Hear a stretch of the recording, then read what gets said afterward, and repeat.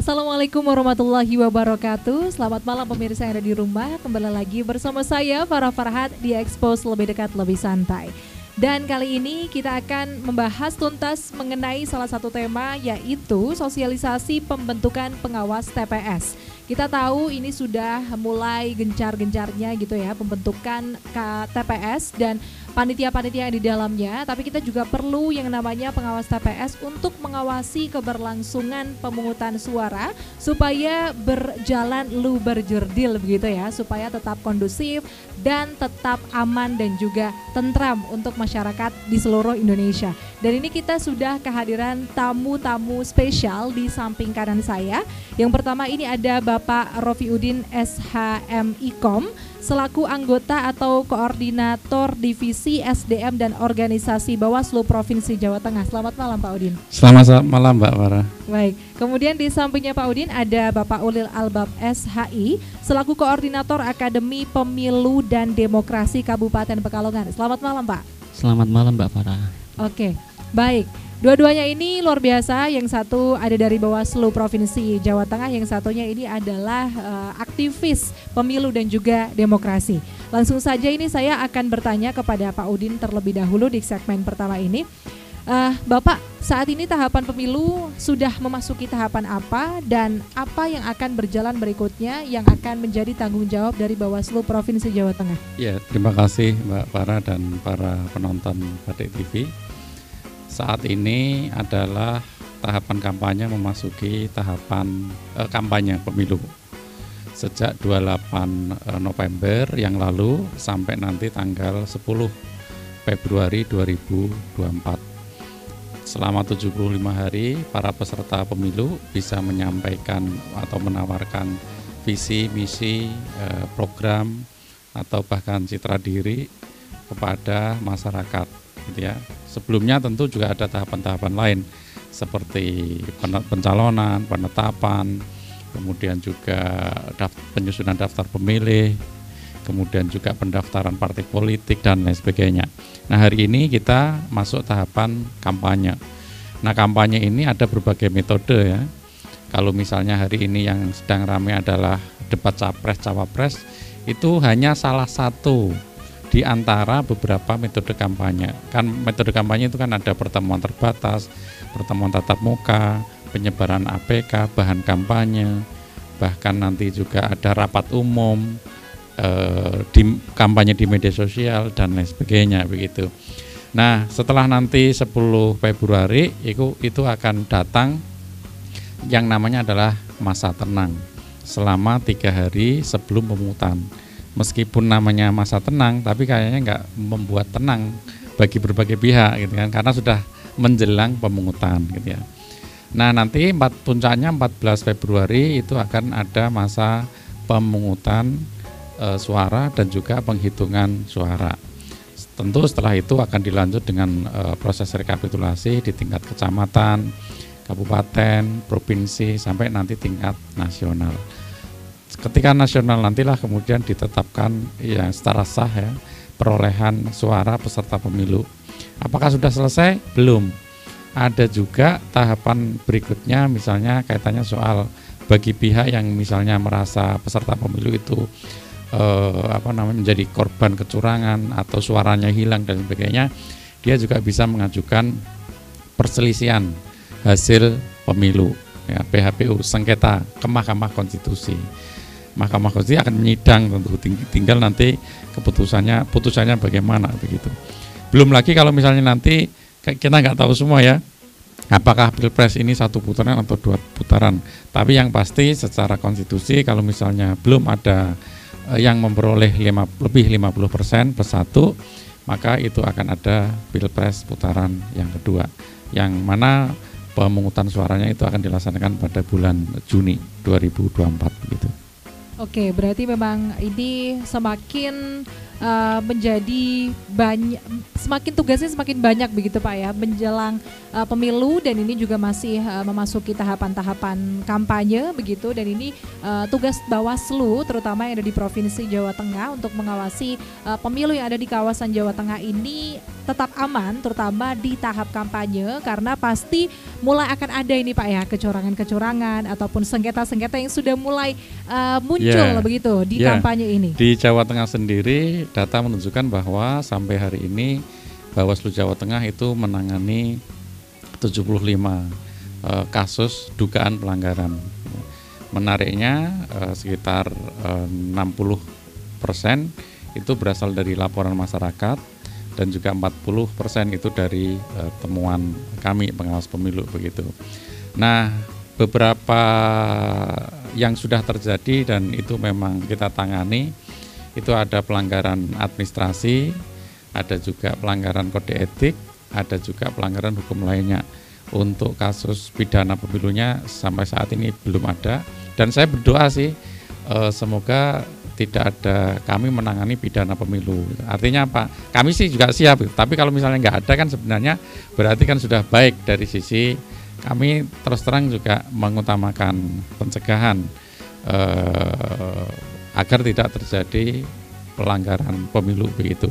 Setiap kali akan ada dugaan pelanggaran pemilu, tentu kami melakukan proses-proses upaya-upaya pencegahan, entah menyampaikan himbauan atau misalnya sudah terjadi ya kita melakukan saran perbaikan begitu. Oke, baik. Lalu kalau dibahas oleh Pak Udin mengenai tadi sudah ada 75 begitu ya dugaan pelanggaran pemilu yang terjadi di kawasan Jawa Tengah. Kemudian saya ingin mendengarkan tanggapan dari Pak Ulil. Ini kalau menurut Pak Ulil ini sejauh ini apa pandangan Bapak atas proses tahapan pemilu yang saat ini sedang berlangsung, Pak? Baik, terima kasih Mbak Farah. Jadi sejauh yang kita ikuti bersama-sama berkaitan dengan tahapan pemilu yang sudah berjalan itu, saya cenderung melihat semuanya berjalan dengan baik-baik saja. Artinya kerja-kerja yang sudah dilakukan oleh Bawaslu dari sisi pencegahan dan kemudian juga sosialisasi pada masyarakat sudah cukup maksimal, sehingga kemudian potensi-potensi terjadinya dugaan-dugaan pelanggaran itu pun bisa diminimalisir. Kalau tadi disampaikan Mas Udin ya, berkaitan dengan angka 60% dari 75 itu adalah laporan masyarakat, ini berarti menunjukkan bahwasanya masyarakat sudah mulai ambil bagian untuk punya kesadaran aktif dalam mengawal bersama-sama pesta demokrasi. Karena sejauh pengalaman yang sudah ada itu biasanya masyarakat cenderung apatis ataupun cenderung tidak mau lapor ketika mereka itu melihat adanya dugaan pelanggaran. Sehingga ini ada 60% itu merupakan hal yang bagus. Artinya kita juga mendorong masyarakat untuk ikut terlibat bersama-sama mengawal pesta demokrasi. Dalam sisi konteks partisipasi masyarakat, selain nanti masyarakat itu juga nanti akan berpartisipasi menggunakan hak pilih, maka masyarakat juga punya hak untuk mengawasi penggunaan hak pilih. Jadi dengan kemudian masyarakat terlibat dalam konteks sama-sama mengawasi dan kemudian tidak ragu untuk membuat laporan ataupun melaporkan ketika mereka itu melihat adanya potensi-potensi pelanggaran, maka ini merupakan hal yang baik bagi demokrasi kita. Kita berharap masyarakat juga tidak ragu dan juga tidak perlu takut dan bahkan apatis untuk melaporkan setiap kali mereka melihat adanya potensi-potensi pelanggaran yang ada di masyarakat, baik itu berkaitan dengan mungkin berita hoax ataupun kemudian kampanye ataupun kemudian mungkin hal-hal yang berbau kepada politik uang. Ini menjadi penting karena kita punya concern yang tentu saja kita punya concern bersama-sama untuk bagaimana menjadikan masyarakat itu sebagai subjek demokrasi, sehingga bukan hanya sekedar melihat dari jauh, tapi masyarakat menjadi bagian yang ikut terlibat untuk bersama-sama mengawal dan mensukseskan pesta demokrasi di 2024 ini. Oke, berarti kalau mendengarkan tanggapan dari perwakilan atau dari Koordinator Akademi Pemilu dan Demokrasi Kabupaten Pekalongan, sejauh ini pemilu 2024 atau tahapan pemilu yang saat ini sedang terjadi ini masih aman begitu ya, apalagi mendengar kabar bahwasanya ternyata 60% itu partisipasi dari masyarakat untuk mau melaporkan dugaan-dugaan pelanggaran ini juga ternyata komposisinya baik. Berarti ini menandakan bahwasanya masyarakat ini sudah banyak berkontribusi dalam hal pengawasan pemilu itu sendiri ya Pak ya. Oke, kemudian saya kembali lagi ke Pak Udin.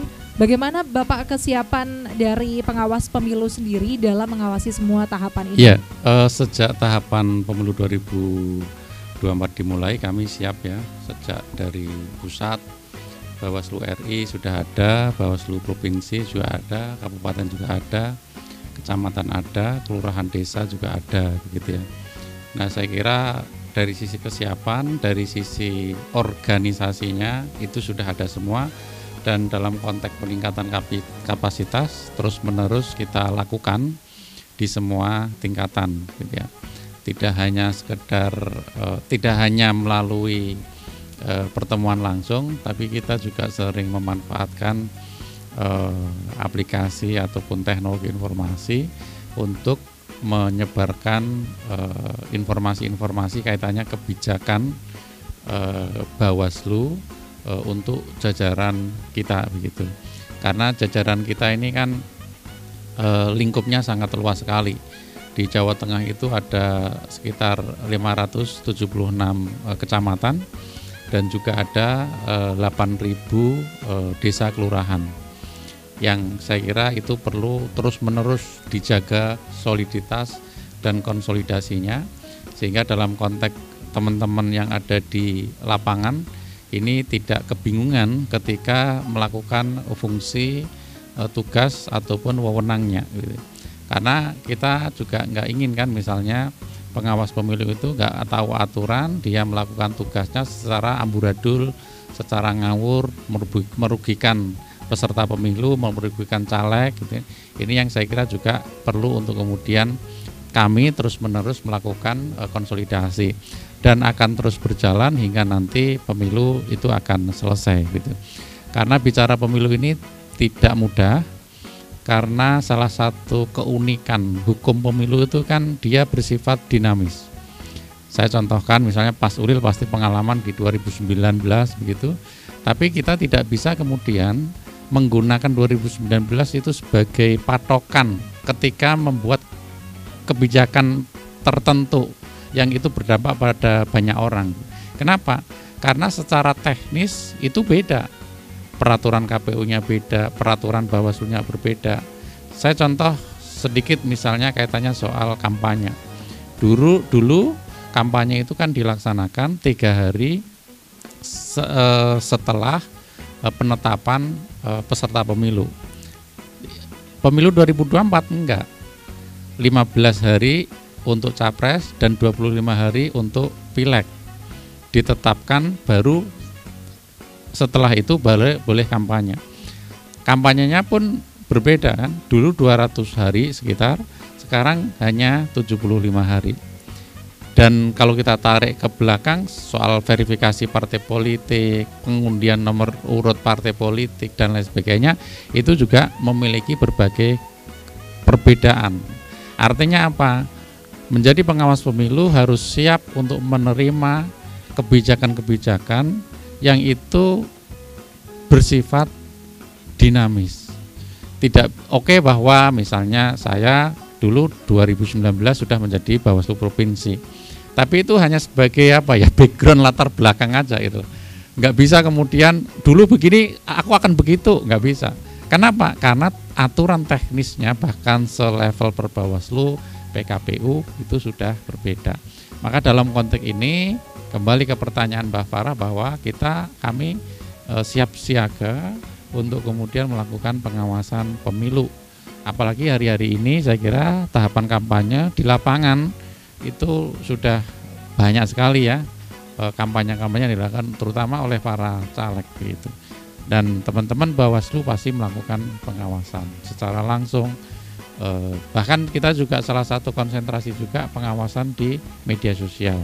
Ini yang kemudian kita awasi dan nanti Mbak Farah hari-hari ini kita sedang akan membentuk yang namanya adalah pengawas tempat pemungutan suara atau yang sering disebut sebagai PTPS.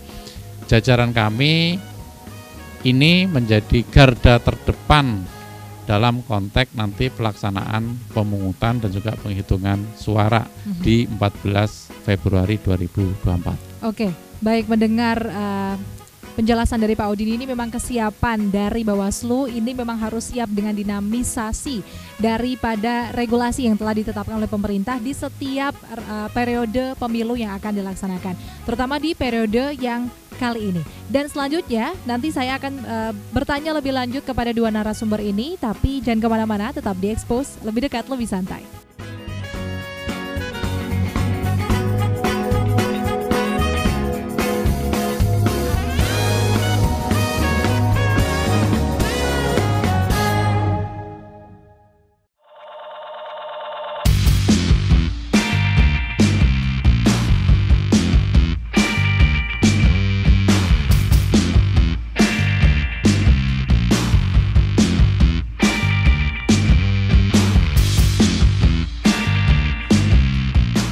Kembali lagi bersama saya Farah Farhad di Expose, lebih dekat, lebih santai. Kalau tadi kita sudah mendengarkan jawaban dari dua narasumber begitu ya, berkaitan dengan apa saja sih tahapan yang sekarang sedang bergulir untuk pemilu 2024 dan bagaimana kesiapan Bawaslu untuk mengawasi tahapan-tahapan pemilu 2024 nanti. Dan kalau kita membahas mengenai tahapan pemilu ataupun kesiapan dalam melaksanakan pemilu, pasti tidak akan lepas dari yang namanya pengawas pemilu tadi, karena pengawas pemilu ini juga memiliki fungsi yang sangat urgent gitu ya, untuk mengawasi jalannya tahapan pemilu supaya berjalan dengan lancar. Dan kalau begitu, pertanyaan untuk Pak Ulil adalah, menurut Bapak ini sebagai Koordinator Akademi Pemilu dan Demokrasi, seberapa penting keberadaan pengawas pemilu? Baik, terima kasih Mbak Farah. Kaitannya dengan seberapa penting keberadaan pengawas pemilu, tentu saja setiap kegiatan, apalagi ini adalah pesta demokrasi di mana melibatkan banyak pihak, seluruh lapisan masyarakat, itu juga merupakan bagian untuk mensukseskan hajat demokrasi bersama. Maka apa yang dilaksanakan oleh jajaran pelaksana di KPU dan jajaran yang ke bawah itu juga merupakan hal yang kemudian melekat untuk dilakukan pengawasan oleh jajaran Bawaslu dan ke bawahnya di seluruh tingkatan, baik di RI, di provinsi, di kabupaten kota maupun di kecamatan dan juga desa, bahkan sampai di TPS. Oleh karena itu, keberadaan pengawas TPS dalam konteks ini adalah juga sangat penting, di mana kemudian karena hal yang paling pokok yang menjadi mahkota dari event ini adalah ada pada 14 Februari 2024, yaitu pemungutan dan nanti penghitungan suara. Maka proses itu nanti harus diawasi dengan sangat ketat oleh jajaran pengawas TPS. Oleh karena itu sangat mutlak untuk dilakukan upaya-upaya yang maksimal oleh Bawaslu, bagaimana nanti Bawaslu dapat merekrut ataupun membentuk tenaga pengawas TPS dengan personil-personil yang memang itu sangat maksimal bagus. Artinya dia jelas figur-figur yang memang siap untuk melakukan tugas itu, kemudian dia juga harus figur yang punya integritas yang baik, tidak partisan, dan juga dia harus bertanggung jawab dengan tugasnya dengan sebaik-baiknya. Karena bagaimanapun tanpa adanya pengawasan yang maksimal dari jajaran pengawas, maka apa yang menjadi harapan kita bersama untuk mewujudkan pemilu yang baik, yang demokratis, itu menjadi hal yang kurang maksimal, kurang. Karena bagaimanapun ibaratnya adalah setiap semakin banyak masyarakat yang kemudian mengawasi, semakin banyak masyarakat yang terlibat untuk melakukan pengawasan, maka diharapkan proses itu yang nanti akan dilakukan oleh jajaran pelaksana itu nanti juga akan semakin baik.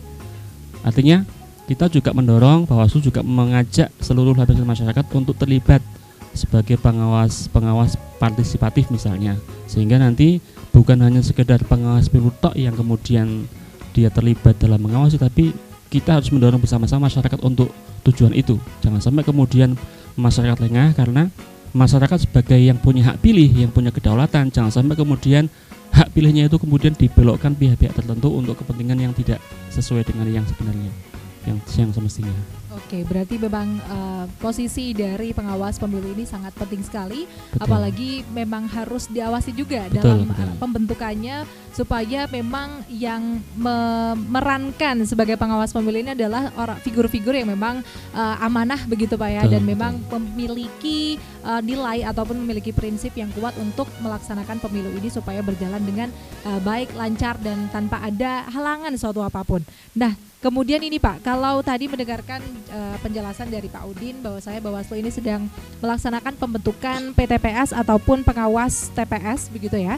Kalau menurut Bapak saat ini, Bawaslu menurut Bapak ini kiat-kiat ataupun prosesnya agar PTPS ini bisa berjalan dengan baik ini seperti apa kalau menurut Pak Ulil? Baik, kalau kita melihat kepada apa yang ada dalam Undang-Undang Pemilu berkaitannya dengan tugas, kemudian wewenang dan juga kewajiban PTPS, itu di situ sudah ada. Kemudian juga yang diatur dalam Bawaslu itu bagaimana kemudian memang fokus PTPS itu ranahnya nanti di pemungutan dan penghitungan suara. Tetapi meskipun demikian, kami melihat dan berpandangan bahwasanya karena pada saat PTPS nanti itu akan terlantik, yaitu maksimal H-23 sebelum pencoblosan, maka di situ masih ada tahapan kampanye. Bahkan nanti sudah akan mulai kampanye rapat umum, di mana di situ akan melibatkan masyarakat yang bisa jadi akan terlibat dalam hiruk-pikuk kampanye. Oleh karena itu, meskipun mungkin di antara tugas PTPS itu mungkin fokusnya ke pemungutan dan penghitungan suara, maka bisa jadi nanti kita berharap bahwa juga bisa untuk memberikan BIMTEK yang juga maksimal, pengetahuan yang maksimal, sehingga PTPS juga mampu untuk memahami regulasi kaitannya kampanye, sehingga nanti mereka bisa untuk juga didorong bareng-bareng untuk menjadi bagian yang mengawasi proses-proses yang nanti akan berjalan. Karena di Jawa Tengah nanti kalau nggak salah ada sekitar 117 ribuan PTPS nanti, sehingga dengan SDM yang banyak itu maka diharapkan akan semakin dapat untuk mengawal dan mengawasi bersama-sama proses yang berjalan, utamanya dari proses kampanye yang sekarang sudah berjalan, nanti rapat umum dan sebagainya, kemudian sampai menuju pada hari H nanti di pemungutan dan penghitungan suara. Baik, terima kasih Pak Ulil atas penjelasannya, dan kita sudah mengetahui begitu ya bagaimana pentingnya pengawas pemilu dan juga kiat-kiat untuk Bawaslu ini memilih PTPS yang betul-betul memang memiliki prinsip dan juga value yang sama, yaitu untuk menjalankan pemilu ini supaya berjalan dengan lancar. Dan kalau begitu saya ingin kembali lagi ke Pak Udin ini. Kalau tadi Pak Udin menjelaskan mengenai pembentukan PTPS begitu ya, lalu struktur dari PTPS sendiri ataupun secara luas pengawas pemilu itu seperti apa sih Pak? Ya, jadi pengawas TPS ini bagian dari orang yang dia ibarat kata jumlahnya banyak, karena PTPS ini akan kita rekrut sesuai dengan jumlah TPS yang ada di Jawa Tengah. Yang disampaikan Mas Uli tadi ada 117.000. Ini agak meningkat karena di 2019 itu jumlah TPS kan ada 115.000. Jadi naik ya. Nah, mereka akan melakukan tugas kalau sesuai dengan kewenangan itu ya, melakukan pengawasan terhadap persiapan pemungutan suara, kemudian pelaksanaan pemungutan suara, kemudian persiapan penghitungan suara, kemudian pelaksanaan penghitungan suara, dan satu lagi adalah melakukan pengawasan terhadap pergerakan perolehan suara dari TPS ke PPS ya. Nah, ini yang saya kira menjadi situasi yang sangat krusial, karena boleh dikatakan bahwa puncak pemilu itu adalah pada hari H, yaitu di hari Valentine. Tahu ya? Tahu. Bajunya aja ungu. Nah, 14 Februari 2024 itu adalah puncaknya begitu. Nah, kita memiliki jajaran yang namanya adalah pengawas TPS. Nah, hari-hari ini Mbak Farah, kita sedang menyiapkan untuk pembentukan pengawas TPS-nya, Mas Ulil. Yaitu sampai nanti tanggal 31 Desember kita akan mengumumkan, mensosialisasikan, termasuk melalui Batik TV ini. di mana melalui Batik TV ini kita harapkan publik, masyarakat itu bisa mengetahui akan adanya pembentukan pengawas TPS. Nah, kapan sih pengawas TPS ini calonnya bisa mendaftar? Sesuai dengan timeline yang disusun oleh Bawaslu RI, yaitu mulai tanggal 2 hingga tanggal 6 Januari 2024. Itu masyarakat siapapun yang memenuhi syarat bisa mendaftarkan diri. Nah, daftarnya di mana? Bisa di kantor Panwaslu kecamatan, masing-masing kecamatan. Lalu di mana letak kantor Panwaslu kecamatan? Bisa dicari di website ataupun media sosial milik Bawaslu di tingkat kabupaten kota masing-masing. Biasanya kantor Panwaslu kecamatan itu ada di sekitar kantor pemerintahan kecamatan. Biasanya kalau memang difasilitasi, tapi ada beberapa kantor Panwaslu kecamatan yang dia itu sewa, sehingga dia itu misalnya ada di ruko, di rumah dan lain sebagainya. Maka bisa dicari informasi. Bisa nggak daftar melalui Panwaslu desa kelurahan? Saya katakan bisa. Misalnya ibu bapak, para penonton Batik TV ini sudah kenal dengan pengawas desa kelurahan. Sampaiin aja mana formulirnya, saya dapat bisa di mana, nanti tanya-tanya aja daftarnya di mana dan lain sebagainya. Nah, nanti setelah pendaftaran tentu kami akan melakukan proses pengecekan keabsahannya. Sebelum keabsahan ada keberadaannya, lengkap dan tidak lengkap gitu ya. Dan tentu tidak semua orang itu bisa memenuhi syarat sebagai pengawas TPS. Misalnya saya contohkan, dia harus warga negara Indonesia, WNI. Nggak boleh misalnya warga negara asing daftar. Boleh saja sih, tapi nggak akan lolos dari sisi keabsahan. Dari sisi usia, dia usianya itu paling rendah adalah 21 tahun. Mbak Farah berapa? Oh, berarti bisa. 21 tahun paling rendah gitu. Nyambi Pak, saya nyambi jadi. Jangan nyambi, ini serius. Harus serius ya.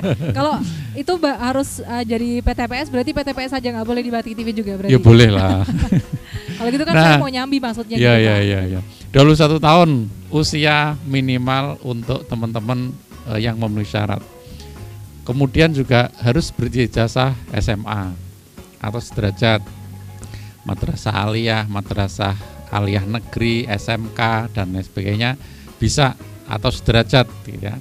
Kemudian tidak pernah dipidana penjara yang ancaman hukumannya itu lebih dari 5 tahun.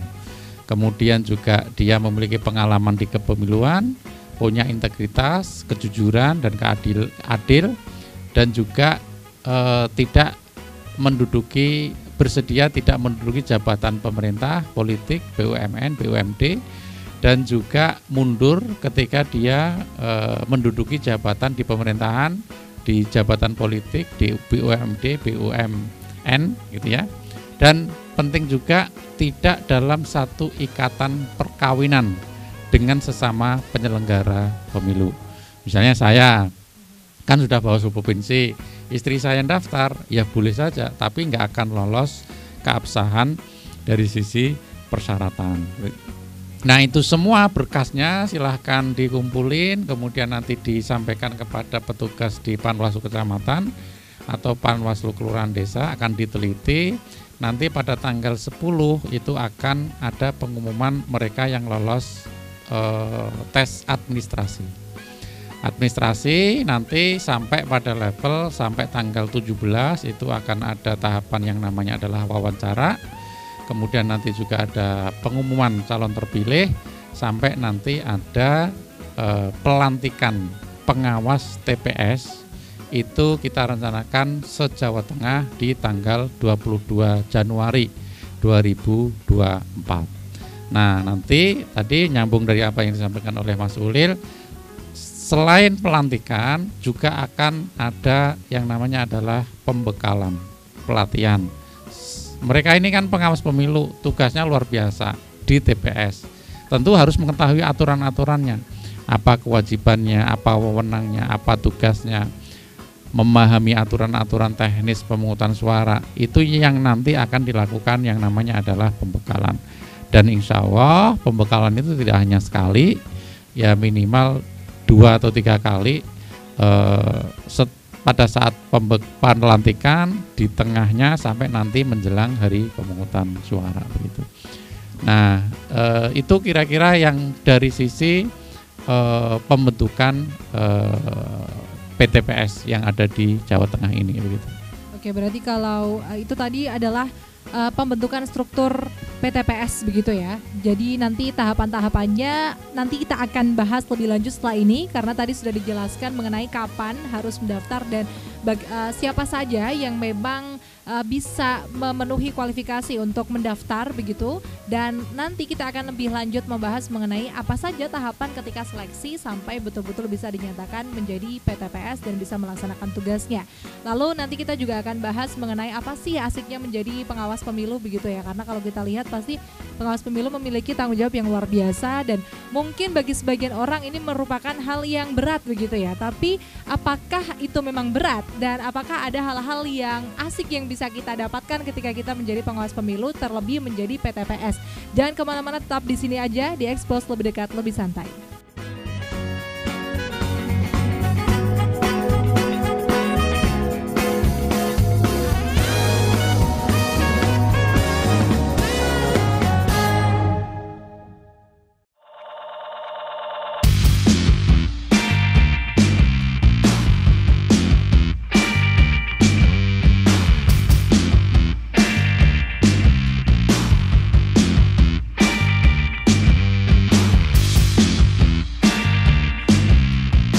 Kembali lagi bersama saya Farah Farhad di Expose Lebih Dekat Lebih Santai. Dan tadi seperti yang tadi saya sampaikan bahwasanya kita akan membahas mengenai apa saja tahapan seleksi dari PTPS. Silakan Pak Odi. Ya, pertama tentu kami melakukan penyebaran informasi, pengumuman, sosialisasi. Itu kita lakukan sejak tanggal 19 Desember hingga nanti tanggal 31 Desember. Segala cara, segala metode akan coba kita ikhtiarkan untuk kita lakukan, dari media sosial, TV, radio, media cetak, segala jalur lah kita gunakan gitu. Nah, nanti tanggal 2 sampai tanggal 6 itu akan ada masa pendaftaran dan penyerahan berkas. Kemudian kami akan melakukan proses penelitian berkas, keberadaannya ada atau tidak. Kemudian juga melakukan proses keabsahan, meneliti keabsahan. Misalnya orang ini KTP-nya usianya berapa? Kalau 21 berarti kan sudah memenuhi. Kalau 19, 20 itu kan juga belum begitu. Nah, setelah itu akan diumumkan melalui papan pengumuman mereka yang lolos administrasi. Nah, setelah lolos administrasi itu nama-nama sudah kita umumin, kita sudah mulai membuka masukan dan juga tanggapan masyarakat.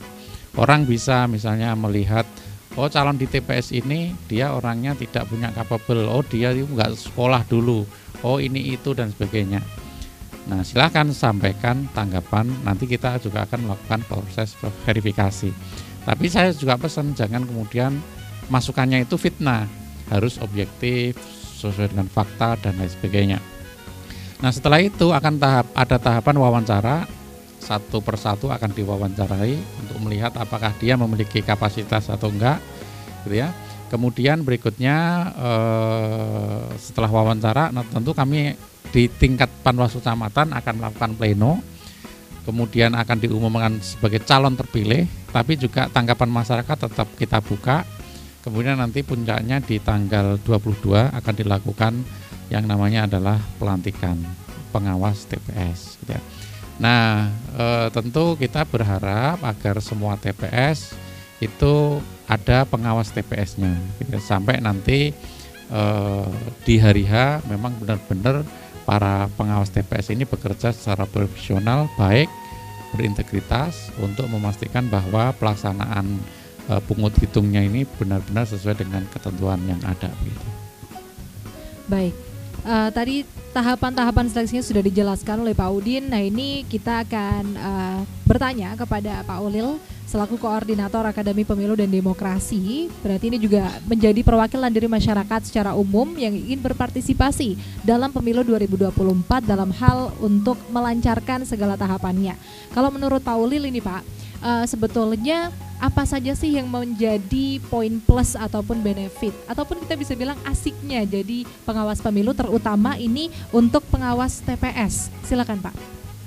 Baik, mungkin sebelum nanti saya menjawab itu, saya mencoba untuk sekedar memberikan mungkin masukan lah ke Bawaslu Provinsi Jawa Tengah berkaitan dengan proses rekrutmen, di mana nanti penanggung jawab rekrutmen PTPS kan ada pada Panwaslu Kecamatan ya. Jadi kita berharap Panwaslu Kecamatan dalam melakukan rekrutmen benar-benar melakukan dengan cermat dan teliti, jangan sampai kemudian pengalaman yang pernah ada yang kemudian orang-orang yang ternyata aktif sebagai tim sukses atau yang lainnya di tempat yang lain itu pernah terjadi demikian. Artinya jangan sampai orang-orang yang seharusnya dia itu tidak bisa jadi PTPS, tapi karena ketidakcermatan dalam rekrutmen kemudian dia lolos. Misalnya orang-orang yang ternyata aktif sebagai anggota parpol, kemudian dia juga aktif sebagai tim sukses. Jadi kita berharap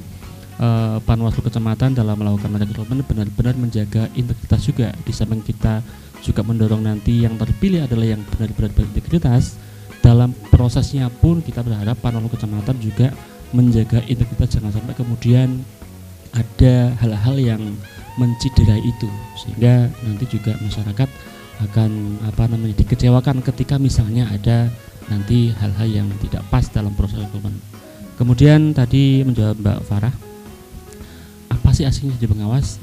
Kalau pengalaman saya pribadi sebagai orang yang pernah berkecimpung dalam dunia kepemiluan dari tingkat bawah, pernah jadi PPS, pernah jadi PPK, pernah jadi Panwas juga. Jadi memang selama kita punya hobi dan jiwa organisasi, maka apapun yang kemudian menjadi tugas-tugas di pengawasan itu ya asik aja, kita bisa melakukan dengan enjoy. Apalagi kemudian ketika segala sesuatu yang kita kerjakan dengan penuh rasa suka, hobi, kita suka bertukar pikiran dengan pihak lain, kita terbiasa kemudian berkomunikasi dengan pihak lain, maka itu akan menjadi hal yang nyaman kita lakukan di situasi apapun.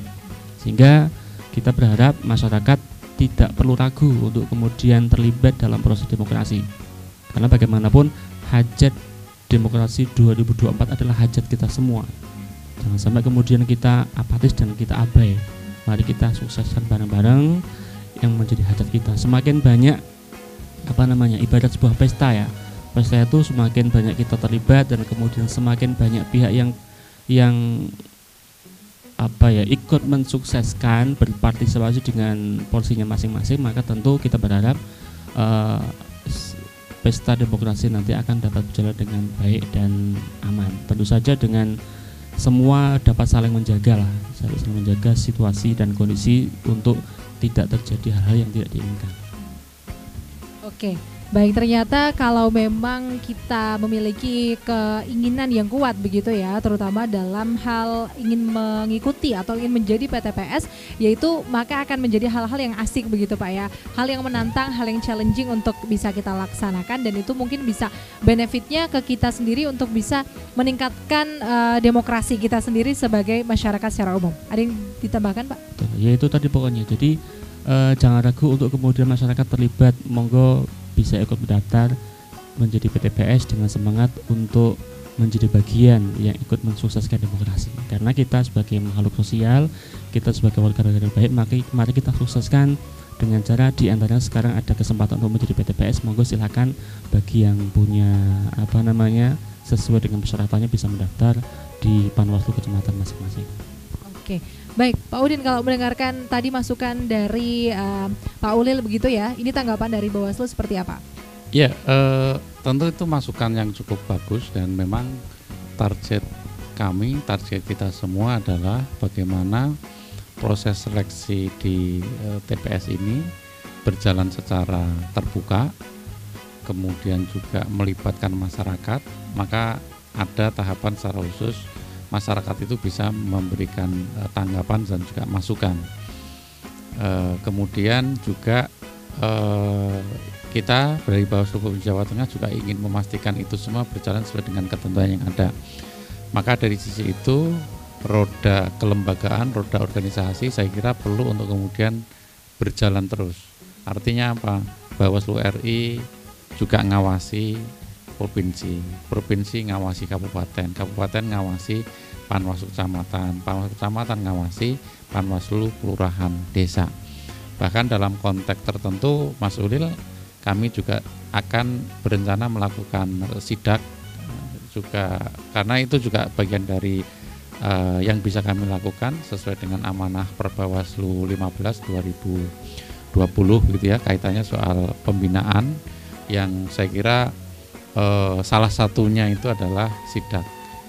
Di 2019 kita juga melakukan hal yang sama, dan nanti terutama dalam konteks tanggal 2 sampai 22 atau 92 itu kita ingin melakukan monitoring dan evaluasi terhadap jajaran di Panwaslu kecamatan.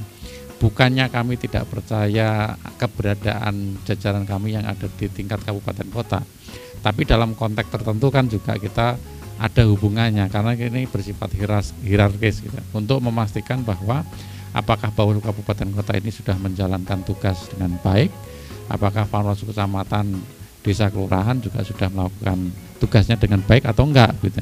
Ini yang saya kira juga dilakukan, dan selama ini Bawaslu RI juga sering melakukan proses-proses monitoring dan evaluasi seperti itu begitu.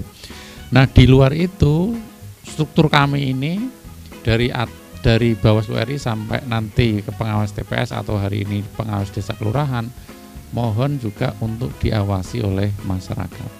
Hari ini saya kira pengawasan yang dilakukan oleh masyarakat itu kan sangat luar biasa besar dampaknya, dan juga lingkupnya juga bisa, terutama dalam konteks keberadaan handphone kita yang dia bisa merekam, dia bisa memfoto dan lain sebagainya. Dan saya kira berbagai hal, taruhlah itu ada dugaan pelanggaran, salah satu yang banyak dan itu bisa menjadi bukti valid dalam konteks opini publik itu kan bukti video ya, bukti foto gitu.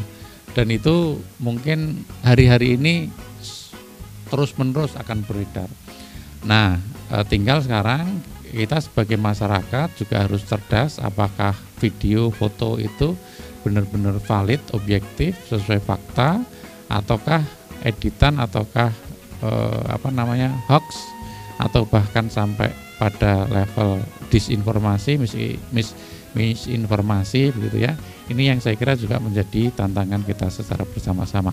Pada prinsipnya kami berharap agar masyarakat, publik ikut mengawasi kinerja kami. Gitu. Oke, baik, berarti untuk masukan dari Pak Ulil tadi ya kepada Bawaslu Provinsi dan juga Jawa Tengah. Mbak nambah sedikit Mbak Farah, hari ini masyarakat Pekalongan misalnya, kalau dia ingin menyampaikan sesuatu ke Bawaslu melalui ini saja, sekali klik itu bisa sampai di Bawaslu Kabupaten Kota, Bawaslu Provinsi, Bawaslu RI. Betul. Tidak hanya dari sisi akun lembaga, akun pimpinan-pimpinan kami itu juga tersampaikan. Ini yang saya kira juga menjadi sesuatu yang menarik.